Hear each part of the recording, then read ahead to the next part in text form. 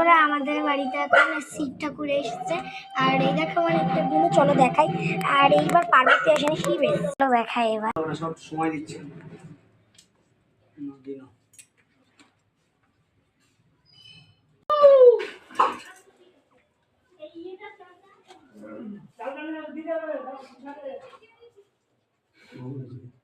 ফ্যানটা চালিয়ে দে, ফ্যানটা সুইচটা দে।